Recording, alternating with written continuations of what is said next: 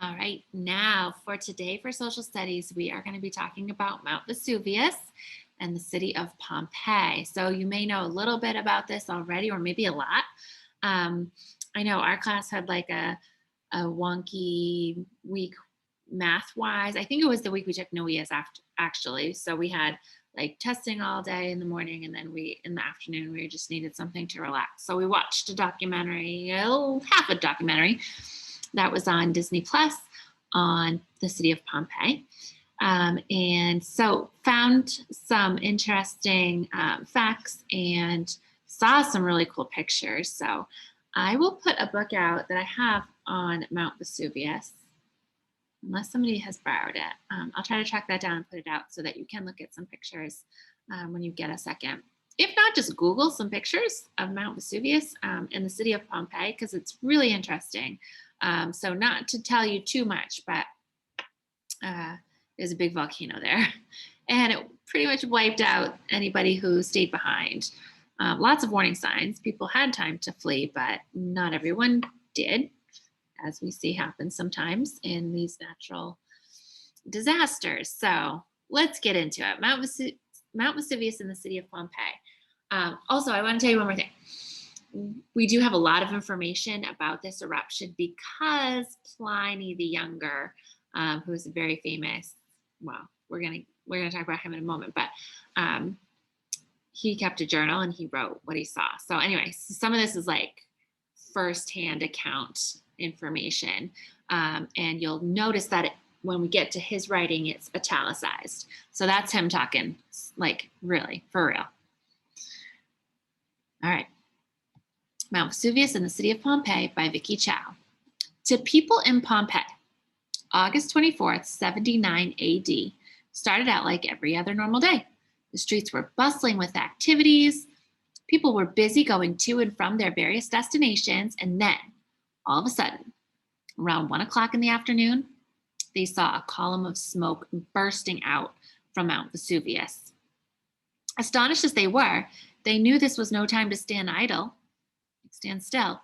They had to make a run for it, and right away. Some left town immediately, not knowing exactly where they should go. Others hurried back home to pack up valuables and plan their next move. In the midst of this chaos, a hail of pumice stone and volcanic rock, began to pour down onto the city. This isn't like sulfur, but it's like hot stones just coming at you. The smell of sulfur filled the air, which would be awful. The day became a horrifying nightmare. 19 hours later, the eruption of Mount Vesuvius finally stopped. The city of Pompeii was gone, buried underneath 9 feet of volcanic ash. For the next 1,500 years or so, the site remained undisturbed and honestly kind of forgotten. It might have still been the case had the architect Domenico Fontana, who lived from 1543 to 1607, not decided to dig a new water conduit there in the late 16th century. While he surveyed the area, he discovered the ruins of Pompeii by chance. All these people out like digging wells and water conduits come across these things, right? We saw the same thing with the terracotta warriors in China, just out digging a well, found an ancient city. All right, same idea here. While he surveyed the area, he discovered the ruins of Pompeii by chance, but nothing more was done until King Charles III, who was king of Naples and Sicily, came along and ordered a systematic excavation in 1748 AD. What he found was a city frozen in time. It was truly amazing. Frozen being the ironically chosen word there. Now back to that doomed day in August 79 AD. A man by the name of Pliny the Younger, who lived about 63 AD to 113 AD, witnessed the eruption from his uncle's house in Misenum. Later on, he wrote to his friend Cornelius Tacitus, describing what happened to him. So we have his written word. The natural disaster he saw and documented would eventually be known as, I mean, they named the whole volcanic eruption the Plinian eruption. They name it after him because through his words, we know that his uncle, Pliny the Elder, who was a famous military commander in charge of the Roman fleet in the Bay of Naples, left home to plan a rescue mission to save his friends in Pompeii, as well as to gain a better view of the phenomenon. So again, I kind of hinted at this before, but they knew it was on its way. They knew it was going to happen because before a volcano erupts, there's a lot of earthquake activity going on. So something wasn't right. Pliny the Elder is like, I'll go save my friends. And off he goes. But it didn't. After having the warships prepared, he and his men set sail and managed to cross the bay and reach a place called Stabi, which is like the worst name you could name a place. Stabi, a coastal town southwest of Pompeii.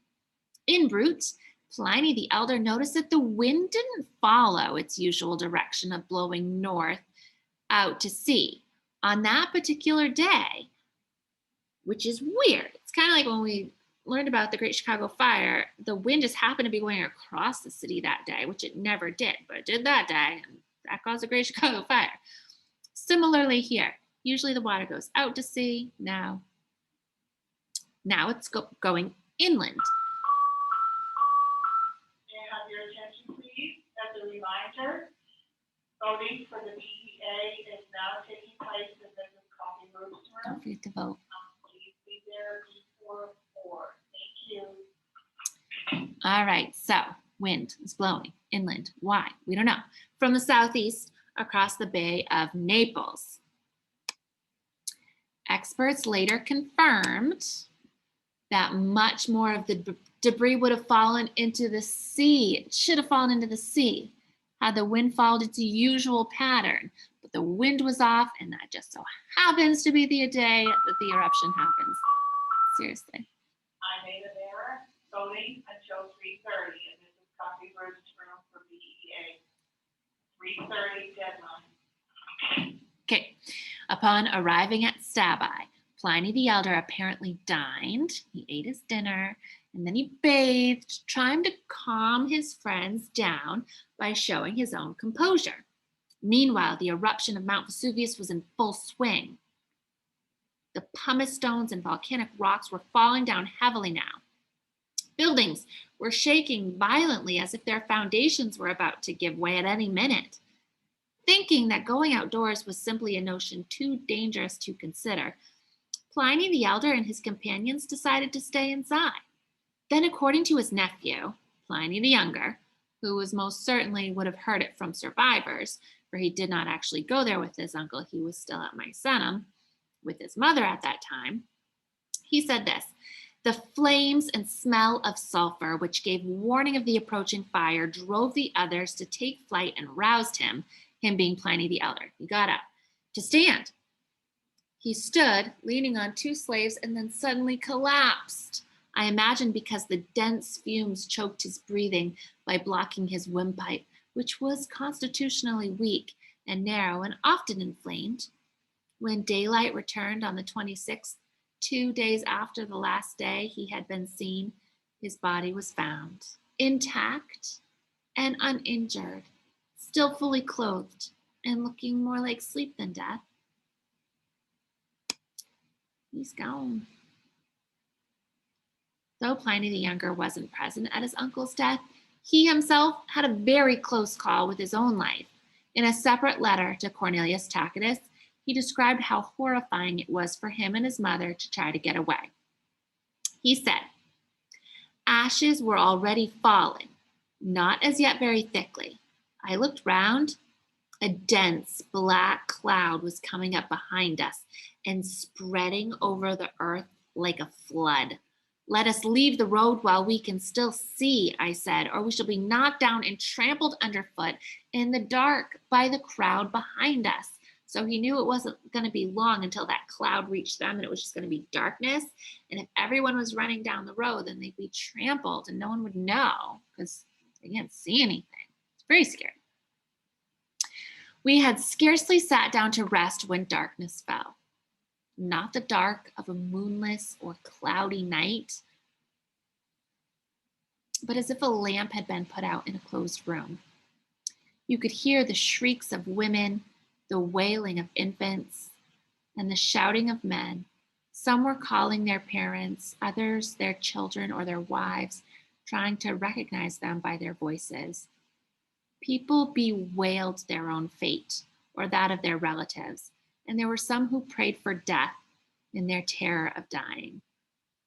Many besought the aid of the gods, but still more imagined there were no gods left, and that the universe was plunged into eternal darkness forevermore. The aftermath of the eruption destroyed not only Pompeii, but several towns nearby, most notably Herculaneum.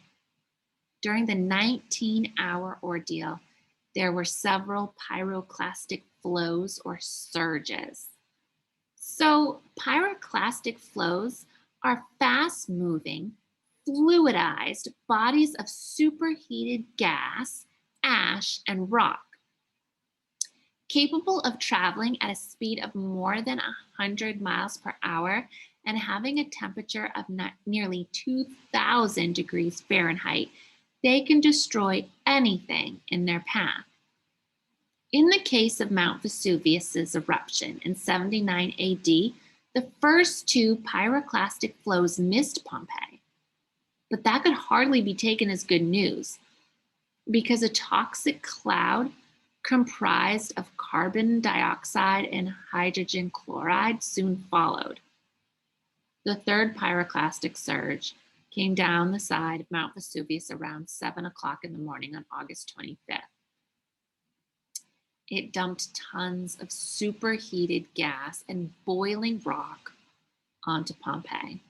Anyone who was still alive would have died instantly. So what we saw in the documentary that we watched is that there was a group, and I think they called them the Thieves or something. They don't really know much about them, but they, for whatever reason, looked like they were almost like jailed in for some reason in this very small area, and they were lying down. So they couldn't stand up for whatever reason. Maybe it was just too hard to breathe, but they were left behind. And when this pyroclastic flow came and covered them, it pretty much dissolved their bodies. And so what was left was, like, once everything hardened, was like casts. And so they were able to fill in those casts with plaster and make statues of them, which is really, really weird and cool at the same time, right?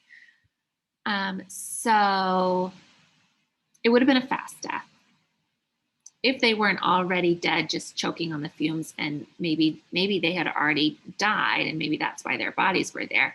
But regardless, when the lava flow came, that was the end of that, right?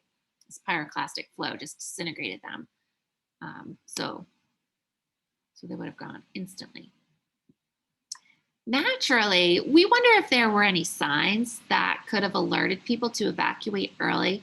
I don't know how many I Survived books you've read, but it just seems like we do have a lot of information now, looking back on all of these natural disasters, of things that should have caught people's attention ahead of time. Things to look for when you go forth in the world to maybe not get stuck in some of these natural disasters. In this case, the answer is definitely yes. Even Pliny the Elder knew something was wrong. That's why he went to go save his friends, even though he ended up passing himself. According to Pliny the Younger, there had been tremors, right, those quakes, throughout the region before the eruption, but nobody thought much of it at the time. Now we would, right? They didn't know that increasing earthquake activity was a strong signal that the volcano was coming back to life, and any lengthy period of inactivity would only make the next eruption that much more catastrophic. So we know that now. It's actually better to have small explosions over time than to wait, because then when the volcano does explode, it's just that much worse. It's built up more. Furthermore, they had no idea that Mount Vesuvius had exploded twice before. one of which we call Avenopomus, occurred around 1800 BC, and it destroyed several Bronze Age settlements. So, believe it or not, Pompeii wasn't the first city. If you dig further, you find that there were two other cities that were completely knocked out by this pyroclastic flow issue before. If people in Pompeii had been made aware of those facts, many more could have survived. And obviously, we know from Pliny the Younger that many people did make a run for it and survive. He obviously survived, even though he had a close encounter and it was scary. But of course, as the saying goes, hindsight is always 2020. Like perfect vision when you look back. All right, today, Pompeii is one of the most popular tourist destinations in Italy. As visitors come and take a stroll along the streets, they get to see what life was like back in 79 AD. They get to admire the world's oldest amphitheater, constructed around 80 BC. And while there, they also get to see the final moments faced by residents who couldn't escape in time. That is because during the excavation, scholars found voids, those empty pockets in the volcanic deposits that contained remains of humans and animals. After pouring plaster into the empty holes, they were able to make casts out of the victims. The displays are eerie, to say the least. Like I said, feel free to look those up online. I do want to show you something real quick, though, and I forgot it, so I'll be right back. Just talk amongst yourselves. Keep talking. I'm coming back. Here I come. If you've ever noticed, this is rock from Mount Vesuvius. So a couple of years ago, one of my students went, and it was right at the end of the year, but totally worth it. Like, can I go on vacation right at the end of the year? As long as you bring me back some stone from Mount Vesuvius. So he totally did, and got a little cool box to put it in to protect it. So I don't take it out. I don't want to touch it in any way. I want to keep it as long as possible, but that is volcanic stone from Mount Vesuvius, because it is a tourist trap these days. You can go there and see all the cool things. All right, so before we Google some pictures, let's look. Oh, sorry, one more thing I got to tell you. Oh yeah, because I was just going to say, like, World War II. Hold that thought. Since the dramatic disaster in 79 AD, Mount Vesuvius has had many small eruptions, which, remember, is a good thing, because that means the next one won't be as devastating, hopefully. The most recent was March 1944 during World War II. It destroyed several villages and 88 planes of a U.S. B-25 bomber group. To the best of our knowledge, all experts agree that Mount Vesuvius will explode again in the future. Okay, ready for this? They believe that a big eruption like the one in 79 AD only happens every 2,000 years. That, of course, leads us to ponder. Are we better prepared this time around? I mean, we'll probably be here in 2080 when it explodes again. Are we prepared? That, of course, yeah. Well, with all the modern technologies that we have at our disposals, let's certainly hope so. All right, here are the questions for today. Which of the following statements about Mount Vesuvius is correct? So there's some like just the teensy bit wrong. So you're looking for the one that's right. Pompeii was destroyed by the eruption of Mount Vesuvius in 79 BC. Think about that date. After the catastrophic eruption and that ultimately destroyed Pompeii, Mount Vesuvius has not exploded. Pliny the Elder wrote to his friend and gave him first-hand witness account of the eruption of Mount Vesuvius. Pliny the Elder, that one said. Pompeii and Herculaneum were destroyed in the same eruption by Mount Vesuvius. Number 2, what did Pliny the Younger suspect of his uncle had died of? Dense fumes that blocked his windpipe, a downpour of volcanic ash, the smell of sulfur, a hail of pumice stones. Remember, he'd always had bad breathing problems. His windpipe was constitutionally weak. Which of the following could be used as a warning sign for the residents of Pompeii before the eruption of Mount Vesuvius? What should they have noticed? Tsunamis, animals fleeing, hurricanes, frequent earthquakes. 4, which of the following cities was not damaged by the eruption of Mount Vesuvius? Which one was not damaged by Mount Vesuvius? Rome, Pompeii, Stabi, Misenum. It's actually much further away on the Appian Way. 5, the longer the period between two volcanic eruptions, the blank dangerous the disaster will be. Is it the longer the time that goes by, does that make it more dangerous or less dangerous? Less or more. And 6, who discovered the ruins of Pompeii? Digging a water conduit, like you do, like they all do. We should all run out and dig some water conduits, find some ancient cities. 7, when did the so-called Avino pumice occur? That was the Stone Age, Bronze Age eruption. And then number 8, which of the following statements is correct? On the day of August 24, 79 AD, the wind blew from inland out to sea. That would have been nice. Pyroclastic flows travel faster than we can run. Pompeii was buried completely after the first surge of pyroclastic flows. The most recent eruption happened during World War I. All right, so that should conclude your Mount Vesuvius and Pompeii. Take your time to get the right answers. You can review them together. That is just always a good practice. And then hit turn in when you feel ready. All right, I'll see you later today.